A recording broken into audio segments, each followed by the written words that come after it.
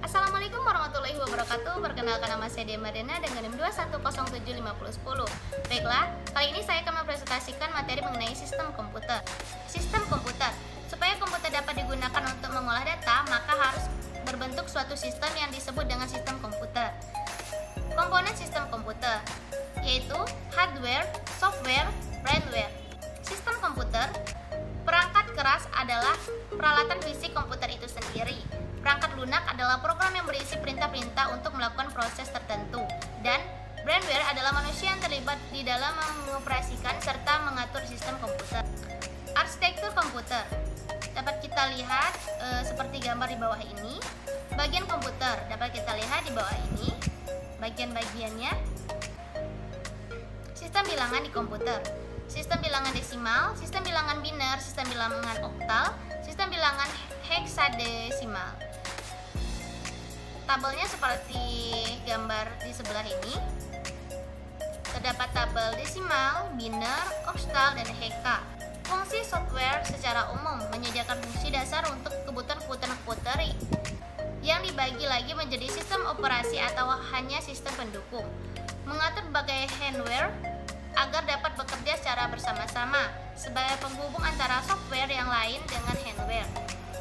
Sebagai penerjemah software lain dalam instruksi ke dalam bahasa mesin, sehingga dapat diterima oleh hardware.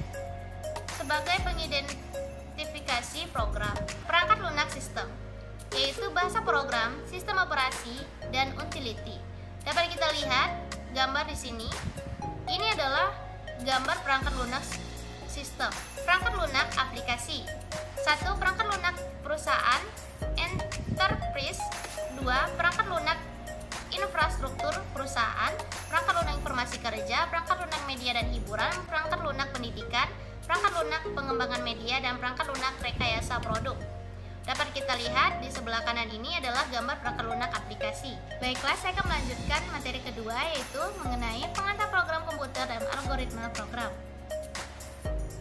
Konsep dasar program komputer. Bahasa programan komputer adalah instruksi standar untuk memerintah komputer. Bahasa programan ini merupakan suatu himpunan dari aturan sitan dan simatik yang dipakai untuk mendefinisikan program komputer.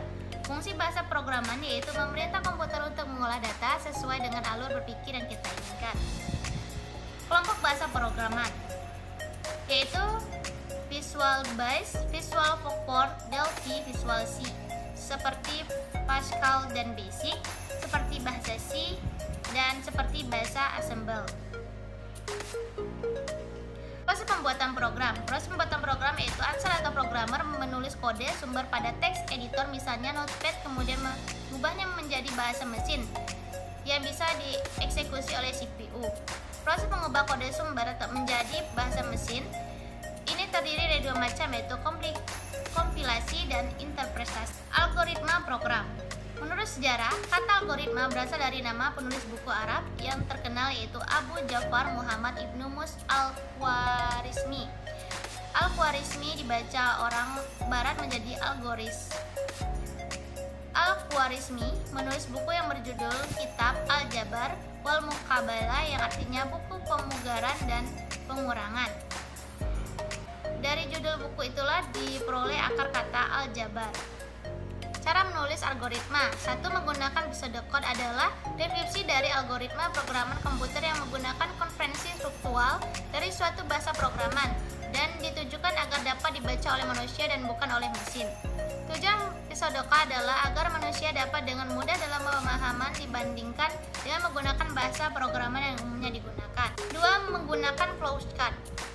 Flowchart adalah suatu bagan dengan simbol-simbol tertentu yang menggambarkan urutan proses secara mendetail dan hubungan antara suatu proses atau instruksi dengan proses lainnya dalam suatu program. Menggunakan kalimat deskriptif. Notasi penulisan algoritma dengan menggunakan bahasa deskriptif biasa juga disebut dengan notasi alam. Dilakukan dengan cara menuliskan instruksi-instruksi yang harus dilaksanakan dalam bentuk untaian kalimat deskriptif dengan menggunakan bahasa yang jelas. Baiklah, sekian presentasi dari saya mengenai materi 1 dan materi 2. Saya akhiri, wabillahi taufiq wal hidayah. Wassalamualaikum warahmatullahi wabarakatuh.